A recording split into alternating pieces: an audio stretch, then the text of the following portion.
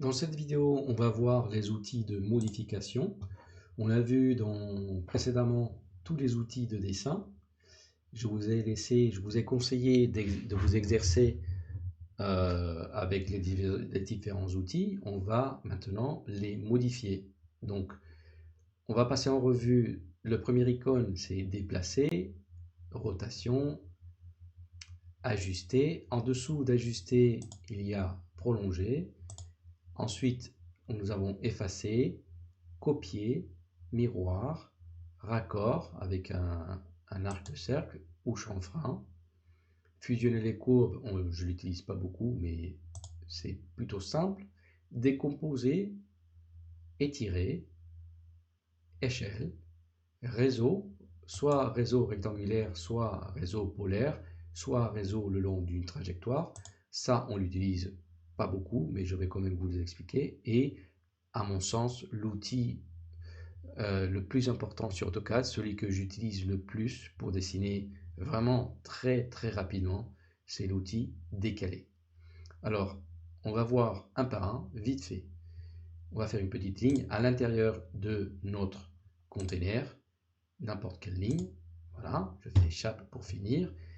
Si je veux la déplacer, cette ligne, je sélectionne l'outil déplacer, puis je sélectionne l'objet, et une fois que j'ai fait ça, je fais entrée. Comme ça, il a compris que j'ai fini de sélectionner et il va activer la commande déplacer. Je prends une extrémité, une autre, le milieu, peu importe, où je me mets dehors.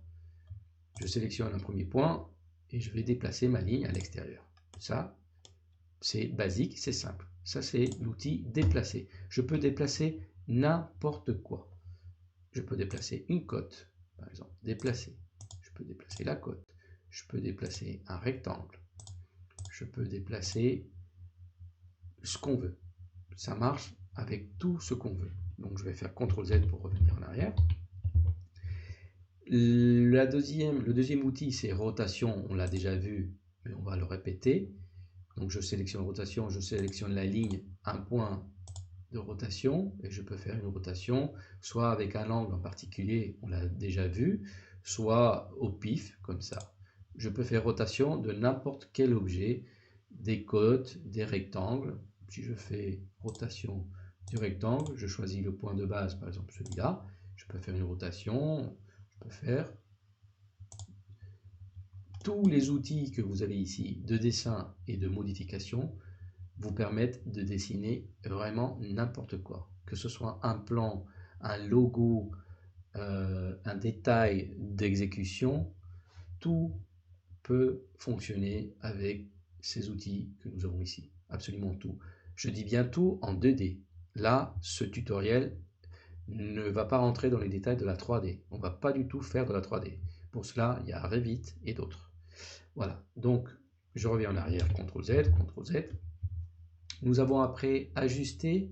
Alors, ajuster, on l'utilise quand? Par exemple, je vais faire intersection entre cette ligne, je vais la déplacer, je vais la mettre ici. Je vais couper la ligne qui dépasse le rectangle. Donc je vais faire justement couper, officiellement ça s'appelle ajuster, je clique dessus et je vais cliquer sur la partie qui ne m'intéresse plus. Une fois j'ai fini, je fais entrer. Alors, ça marche de plusieurs façons. Je vais faire CTRL Z. Si, supposons que j'ai plusieurs lignes, je vais faire copier plusieurs fois et que je vais couper toutes les lignes qui dépassent mon rectangle, je vais resélectionner ajuster et je vais faire un premier clic à droite ou à gauche, peu importe, et je vais faire un deuxième clic de l'autre côté et il va tout couper. Je fais entrer pour finir. L'opposé d'ajuster, c'est bien sûr celui qui est en dessous, prolonger. Comment ça marche? Donc par exemple, je vais déplacer ces lignes-là, je vais les déplacer juste un poil plus haut, et je vais prolonger ces lignes-là jusqu'à la partie inférieure du rectangle. Je fais un petit zoom avec la molette. Je fais donc, choisis prolonger. Je choisis d'abord les objets à prolonger. Je peux faire un par un. Donc ici, la particularité, c'est que si je choisis la partie gauche de la ligne, la partie supérieure, du milieu vers la partie haute, il va me prolonger la partie haute. Si je choisis la partie basse, il va me prolonger la partie basse. C'est logique. Donc moi je veux prolonger juste la partie basse, je peux faire un par un, clic par clic. Ou, si je reviens en arrière, je peux faire tout en même temps. Donc je maintiens le bouton gauche, pression sur le bouton gauche sans lâcher, et je fais une trajectoire et il va tout me prolonger. Je répète. Donc c'est super rapide. Après nous avons l'outil de modification effacer. Plus simple que ça, impossible. Je vais tout effacer. Ou alors je fais un rectangle, je choisis tout et je fais effacer. Ça va encore plus vite. Nous avons l'outil copier. Donc je vais faire une ligne. On l'a déjà vu. Je fais copier de quoi? De cette ligne. Je fais entrer pour valider. Et je peux faire copier infini. Je peux même avec la molette dézoomer et faire des lignes un peu plus loin. Tout ça, c'est en copier. D'accord? Donc copier, c'est vraiment très basique. Je peux copier aussi avec, je vais tout supprimer, je peux copier aussi avec une distance à particulier, mais pour cela, je préfère faire décaler. On va voir ça tout à l'heure. Qu'est-ce qu'on a d'autre? On a miroir. Donc le miroir, ça marche comment? C'est un peu plus complexe. On va faire un petit triangle. Je vais me mettre en orthomode, donc je vais faire un petit triangle. Je vais faire ligne LI entrée. Je vais faire un petit triangle à l'intérieur, comme ça. Et je vais faire clore. Et je vais faire un petit triangle, un peu à la sauce du symbole de l'icône. Je vais faire un miroir de ce triangle. Donc je peux faire un rectangle pour tout choisir directement. Je fais miroir et je vais le faire par rapport à un axe imaginaire ici vertical. D'accord? On va imaginer que ici j'ai un axe. Donc je choisis un point un peu plus éloigné. Et comme je suis en orthomode ici en bas, il va me proposer, par rapport à cet axe, cette ligne en pointillé, il va me proposer un aperçu du miroir. Si c'est OK pour moi, donc je sélectionne avec le bouton gauche, et il va me demander, est-ce que vous voulez effacer la source? Je vais dire non. Si je tape oui, il va m'effacer donc le triangle de gauche, et il va me garder que celui de droite. Donc on a toujours l'option, soit j'efface la source, soit je la conserve. Alors, le miroir, ça marche. Là, c'est facile à faire puisque j'étais en orthomode. Je vais revenir en arrière et je vais te montrer. Donc, je vais décocher le orthomode et je vais rebelote miroir. Donc, je choisis les trois lignes de mon triangle. Je fais entrer pour valider. J'ai fini de sélectionner, donc je fais entrer. Je vais faire la même manipulation avec un axe imaginaire vertical. Sauf que ici, comme j'ai décoché orthomode, là, je peux faire un miroir dans n'importe quel sens, comme ça. Et même avec un angle en particulier. Donc, je ne vais pas rentrer dans les détails, je vous laisse le manipuler, mais je peux faire soit j'efface la source, soit je ne l'efface pas. Là, en l'occurrence, je vais l'effacer, je fais oui. Et j'ai fait un miroir avec un angle et j'ai effacé la source. Donc, je reviens en arrière. Après, nous avons raccord, c'est très pratique, raccord. Par exemple, je vais effacer ce triangle, je vais faire deux lignes, toutes petites, ici à l'intérieur de mon container. Je fais une deuxième ligne ici verticale, par exemple. Je fais échappe, je vais faire un raccord entre les deux. Donc un raccord avec un arc de cercle, donc je sélectionne raccord, je sélectionne un premier objet, et avec la touche des flèches du clavier, je vais lui indiquer le rayon. Je veux un rayon par exemple de 50 cm. 50 c'est 0.5, entrée.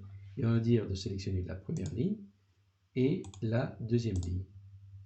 Voilà. Donc ce rayon de cet arc, il m'a fait un raccord, un rayon de 50 entre les deux lignes.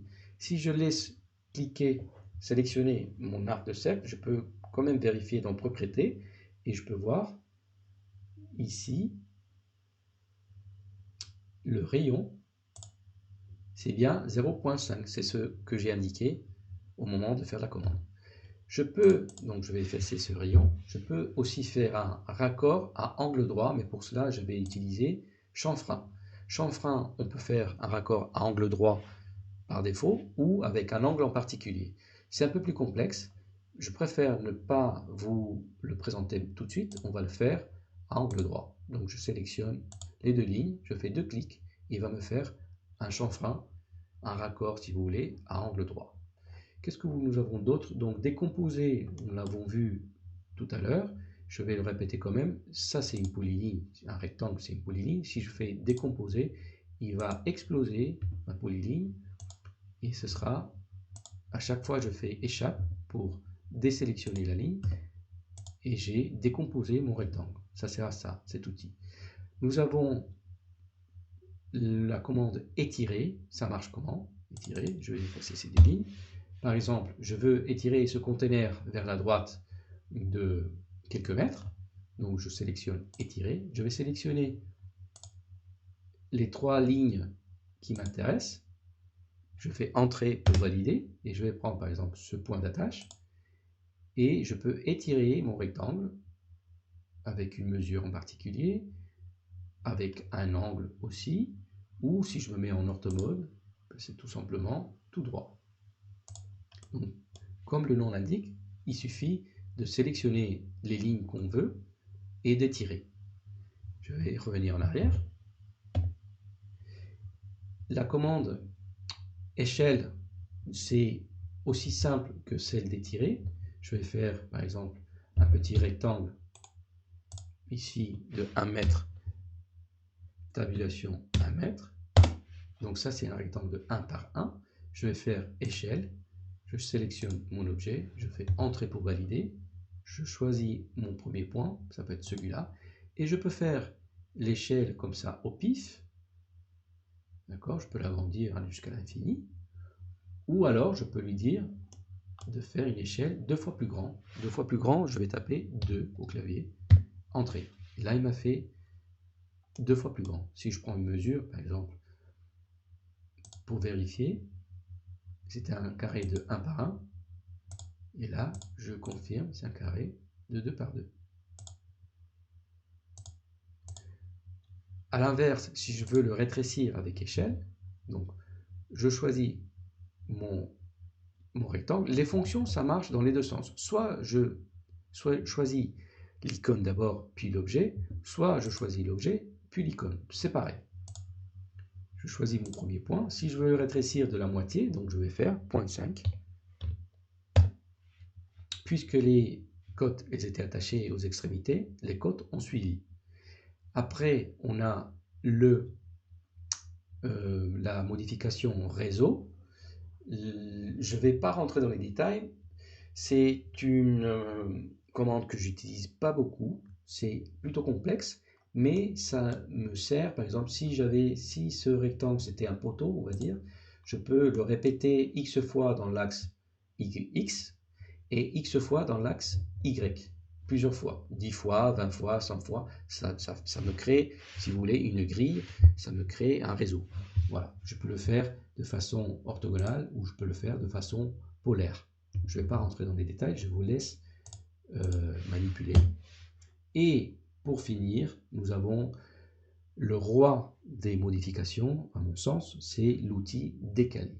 Alors, on avait déjà vu pour faire l'épaisseur d'une cloison comment ça marche. Je vais le répéter, donc on va faire une petite ligne juste à l'intérieur. On va dire que j'ai une cloison depuis le centre, depuis le milieu jusqu'au milieu de la ligne du haut.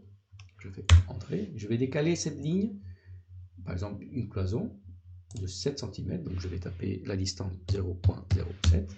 Entrée. Je valide. Je fais décaler, soit vers la droite, soit vers la gauche. Je peux le faire X fois d'affilée, comme ça. Je peux la décaler, par exemple, cette ligne-là, je peux la décaler non pas de 7 cm, mais je ne sais pas, de 2 mètres. Donc je rebelote décaler. Par défaut, il a gardé en mémoire 0,07. Je vais faire 2 entrées de cette ligne-là vers la droite ou de cette ligne-là vers la gauche. Donc, tout est une histoire de paramétrer la distance du décalage. Ça sert à faire des lignes parallèles. soit des lignes, soit des rectangles, soit des cercles, tout ce qu'on veut qu'on puisse faire une parallèle. Et je vais vous montrer par la suite pourquoi c'est mon outil préféré et comment on peut dessiner à une vitesse supersonique avec cet outil de décalé. On se retrouve sur la prochaine vidéo.